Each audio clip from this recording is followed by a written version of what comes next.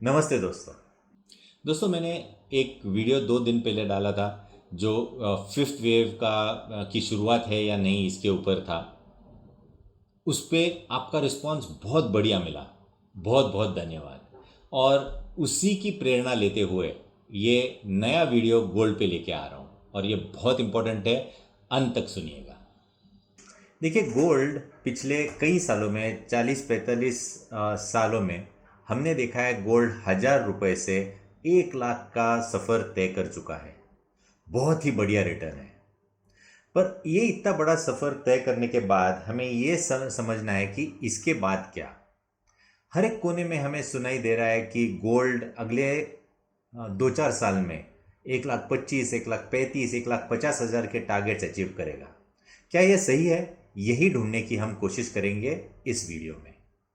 तो आइए हम प्रिडिक्ट करना चाहते हैं कि इधर से गोल्ड कहाँ जाएगा और आपको क्या करना है, यही मैं समझाने की कोशिश कर रहा हूँ इस वीडियो में।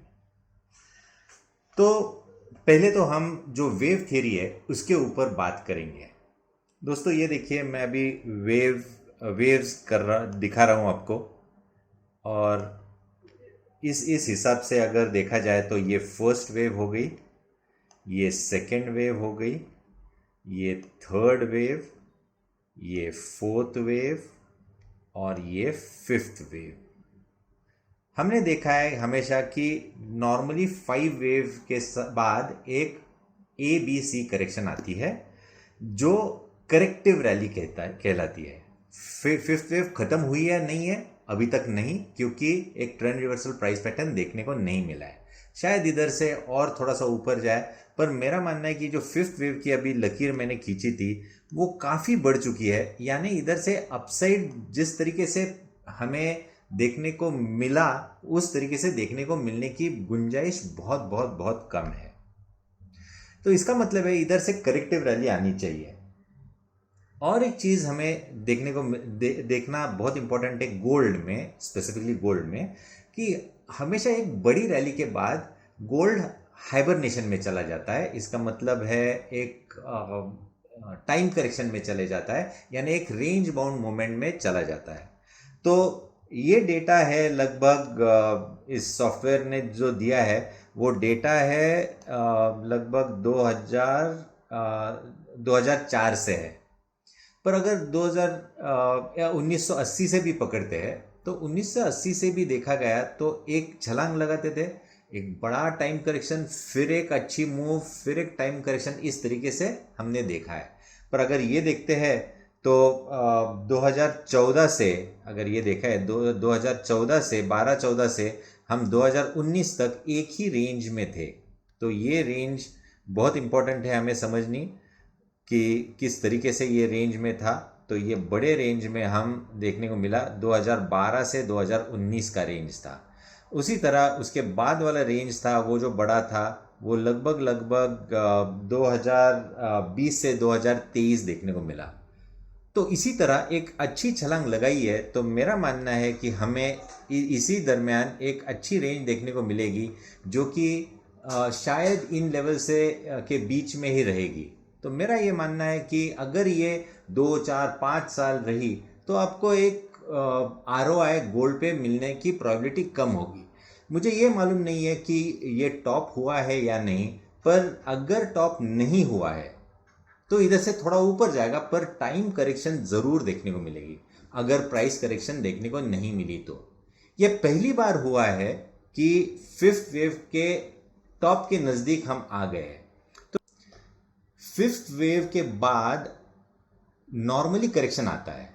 तो नॉर्मली करेक्शन कितना आता है ये हिस्ट्री में हम जानेंगे, पर ABC वाला करेक्शन थोड़ा सा ज़्यादा होता है, ये समझ लीजिएगा। वेव नंबर 2 छोटा होता है, वेव नंबर 4 छोटा होता है, पर ABC वाला 2 और 4 से ज़्यादा होता है, ये समझिए। तो मैं एक्सपेक्ट कर रहा हूँ इधर से ABC करेक्शन गोल्ड में। और जब करेक्शन होगा तब मैं ये पता लगा सकता हूँ कि नीचे में कितने नीचे तक हम आ सकते हैं। पर हमने ये टाइम करेक्शन देखे, हमने वेव्स देखे, अभी हमें और कुछ देखना है। वो है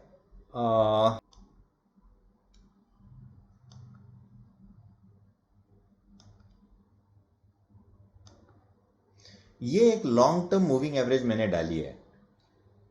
2008 से आज तक इस लाइन के नीचे सिर्फ यही एक एरिया है जहां पे हमने वो इस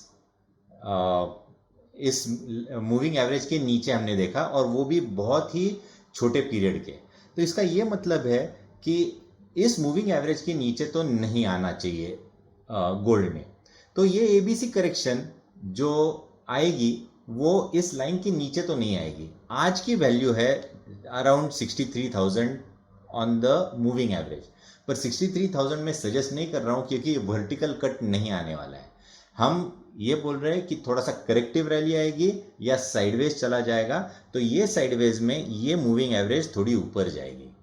अभी हम देखते हैं करेक्शंस किन परसेंटेजेस में गोल्ड में आज तक हिस्ट्री में आया है। तो ये 32,000 का लेवल है, 35,000 का लेवल है।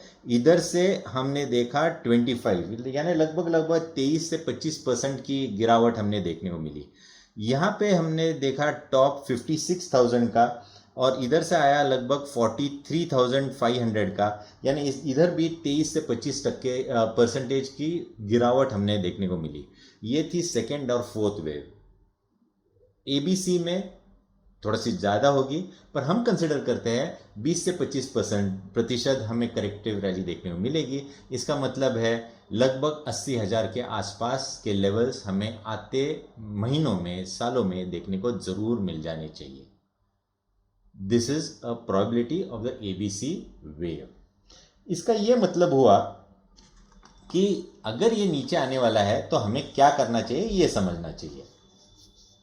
तो इससे पहले हमें यह समझना चाहिए कि गोल्ड हमारे पोर्टफोलियो में होना चाहिए या नहीं होना चाहिए। मेरा मानना है कि गोल्ड होना चाहिए। क्यों? क्योंकि गोल्ड एक इन्फ्लेशन पे एक अच्छा खासा हेज बनता है, और एक सेफ हेवन है जहाँ पे जियोपॉलिटिकल या इकोनॉमिक अनस्टेबिलिटी जब आती है तब गोल्ड एक आपको सेफ हेवन नज़र आता है एसेट क्लास। तो इसके लिए आपको थोड़ा सा परसेंटेज होना चाहिए। तो कितना होना चाहिए? मेरा यह मानना है कि आपकी टोटल पोर्टफोलियो साइज जो है, आपकी वेल्थ है, उसके ऑन द हायर साइड 15% आपका गोल्ड में इन्वेस्टमेंट होना चाहिए। 15% से ज़्यादा गोल्ड में इन्वेस्टमेंट नहीं होनी चाहिए। और एक बात इंपॉर्टेंट है, जब मैंने कहा एबीसी वेव है जो कि लगभग 80 के आसपास जाएगी, तो आप शॉर्ट पोजीशंस लेना चाहोगे? तो बिल्कुल नहीं, स्पेकुलेटिव पोजीशंस नहीं लेनी चाहिए, क्योंकि अभी तक हमने ट्रेंड रिवर्सल सिग्नल नहीं देखा है। जब ट्रेंड रिवर्सल सिग्नल आ जाएगा उसके बाद अगर आप शॉर्ट पोजीशंस लेते हो तो बिल्कुल ठीक है, स्टॉप लॉस है उधर, और उसके साथ अगर आप शॉर्ट पोजीशंस लेते हो तो ठीक है, वरना आपको आपका गोल्ड जो है वो बिल्कुल वैसे ही रखना चाहिए। आज जिनको ऐसा लग रहा है कि गोल्ड भाग जाएगा और उनको खरीदी करना है, तो मेरा ये सजेशन है अभी बिल्कुल खरीदी नहीं करना चाहिए। आपको करेक्शंस के लिए रुकना चाहिए। लगभग 85, 82, 85 के आसपास जब गोल्ड रेट आएगा, उधर से आप सिप चालू करना गोल्ड में। शायद ये वर्स्ट के सिनेरियो एबीसी के हिसाब से 72, 75 तक भी आ सकता है।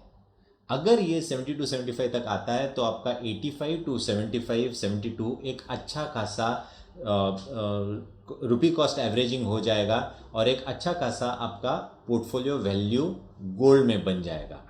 उसके बाद वापस first wave, second wave, third wave, fourth wave, fifth wave gold में आने ही वाली है।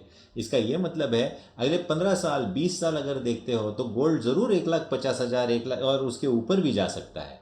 पर इमीडिएट अगर टेक्निकली देखने को जाएंगे तो मुझे बहुत डिफिकल्ट लग रहा है कि इधर से बहुत बड़ी अपसाइड करंट लेवल से मिलेगी।